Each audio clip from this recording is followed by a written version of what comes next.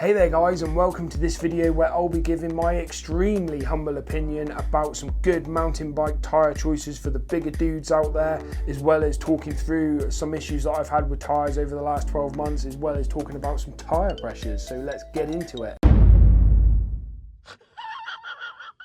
So just before I get started, you'll have noticed that on my channel I don't do a whole heap of reviews, which is obviously a very popular thing to do on mountain biking YouTube channels. I've done a bike check of my own bike. I've tested two other bikes which I've done videos about. I spoke about my Magura brakes a little bit. I've done little bits and pieces here and there, but not like on a weekly basis, a fortnightly basis. And the reason for that is because I've always said that you should leave that to the professionals to give you like a professional review of stuff on the internet. But I had a chat with my girlfriend last night and she made a really valid point that people who watch your channel, they just want to know your opinion on stuff. People don't expect you to know everything about everything, but people like to know people's opinions on things based on actually using them. So all the stuff that I'll talk about today I've used and broken. I've not read up about it and watched other people's videos. This is through my experience of using these tyres. So that's just, I just wanted to clear that up. I'm not a professional. I don't know the ins and outs of these tyres. If there's something that I get glaringly wrong, then obviously mention it below.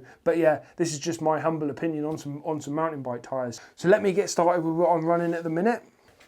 So on the front, I'm running a Maxis Minion DHF with the Exo Protection. So Exo Protection, I've just read up about what it is actually, is this sidewall stuff. So when I buy tyres, I get them from the mountain bike shops after I've punctured them, and I get pretty much what's available and what I like the look of through a bit of research that I've done. I don't buy tyres in advance online, which I'll probably start doing from now on.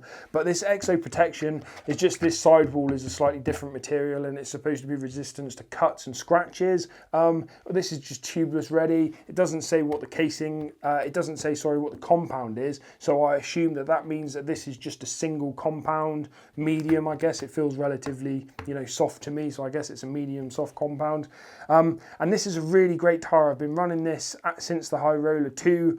I took off the bike, and this is the best front tyre I've run. It's absolutely wicked for the area that I live in, for my style of riding. I live in the, as you know, if you've watched my channel, I live in the Sierra Nevada mountains where it's all very loose, a lot of it, very steep, very chunky. So your tyres, they really need to be robust and really, really grippy, like, a downhill tyre really. So that tyre, the DHF, is absolutely perfect for around here. So that's 140 miles in. And a wicked tyre. And then on the rear, I'm running the Maxis DHR Super Tacky with the downhill casing. So for those of you that don't know, the casing is, the construction of the tyre underneath the compound, underneath the rubber that you can see on the outside here.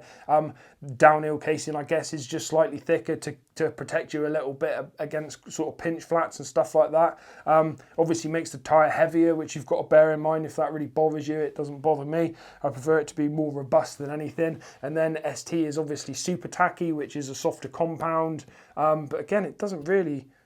Oh yeah, it does feel a bit softer than the other one, I guess.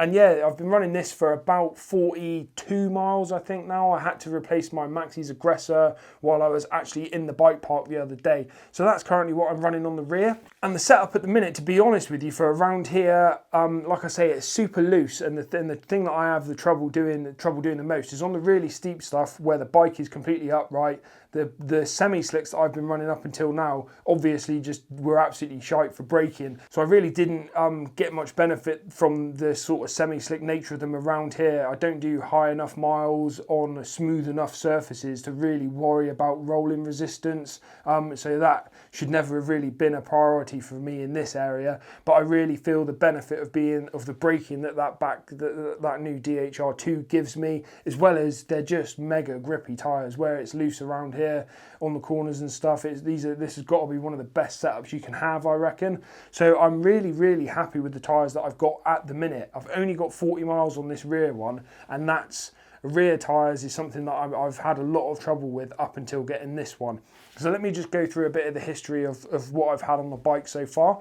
So the first tyre I had was a Maxis Minion SS, which is semi-slick. That came with the bike, and I ran that with an inner tube, and that lasted about 362 miles, but that was before I started riding in the Sierra Nevada mountains. So it took a bit of a hammering over the other side of the Sierra Nevada mountains before we settled here, and the tyre did, that Maxis Minion SS, 362 miles, I can't fault it really, it did really well until I got onto really loose stuff and was trying to stop the bike. Then it started to show its arse a little bit, but it was in the wrong application really. So that was the Maxis Minion SS. After the Maxis Minion SS, I went for a Swaba Rock Razor, which was basically Swaba's version of that same tyre really. It looked very similar. And I had that for about 94 miles and basically blew out the sidewall. I'll show you a picture of that now. So yeah, the Swaba didn't hold up very well at all. And what I should have done at that point was gone straight to the DHR2 because around here, like I say, rolling resistance plays second fiddle to stopping power. I don't ride enough on relatively compacted stuff. I don't do massive miles. I ride about 10-15 miles every time I ride. Do a fair amount of climbing on fire track, but I don't really feel the benefit of a low rolling resistance tyre like a semi-slick tyre. Now that I'm riding the DHR, it really doesn't bother me whatsoever. So I really should have made that change quicker. But after the Swaba, I went to the Maxis Aggression, which again, braking power not brilliant for around here in the really loose stuff. I managed to get 142 miles out of that tyre before I got a puncture in the top of the tyre up in the Sierra Nevada bike park. There's not really, there must have been like a sharp stone or something, but either way, I just wasn't very happy to only get that much out of such an expensive tyre. So I kind of called time on these kind of semi-slick tyres at that point, and up in the bike park on that day, I went over to the Maxis DHR, super tacky with the downhill casing, awesome tyre, and I'm really happy with that. So that's kind of the history of my tyres. If I just recap quickly and put it up in the screen, Maxis Minion SS, with an inner tube was what the bike came with. 362 miles out of those I think it was, but I'll stick it here. Really great tyre actually, in the right application. Not very good in the Sierra Nevada mountains in the loose stuff because of the semi-slick nature of it. No braking power, no good.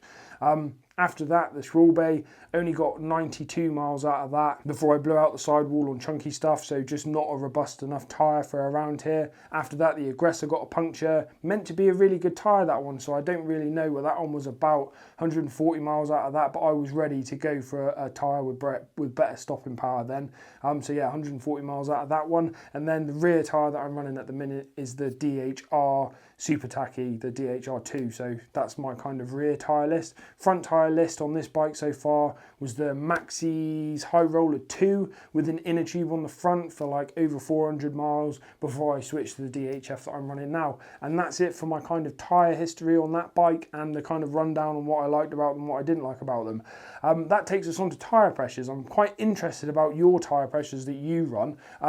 Now, I was quite paranoid about this because I saw I don't really have a lot of trouble with grip, but I see other people, and especially on YouTube, people running really low tyre pressures. Obviously, they're a lot smaller than me, but one guy had like 23 PSI on his back tyre the other day or something. Like, that seems incredibly low to me. And I was talking to the guy up in the bike shop here, talking about my tyre pressures, because I've tried to reduce on the last couple of tyres my tyre pressures to see if it makes any difference.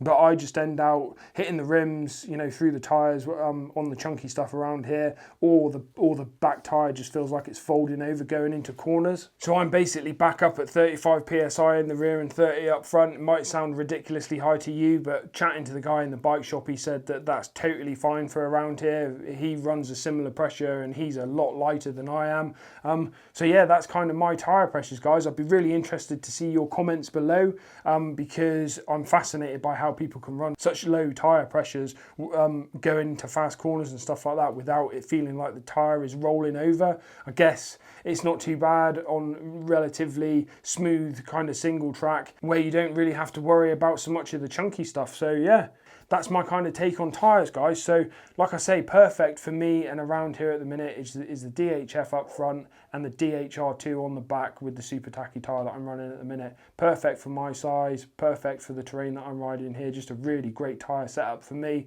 Glad to finally have settled on it as well, actually. But perhaps this tyre setup is a bit gnarly for the terrain that you're in, but I would say don't worry too much about this rolling resistance crap. You know, for me, it's not a problem at all. This semi-slick business versus these tyres to reduce the rolling resistance doesn't really bother me. I prefer to have grip and a much more robust tyre for a geezer that's 220 kilos.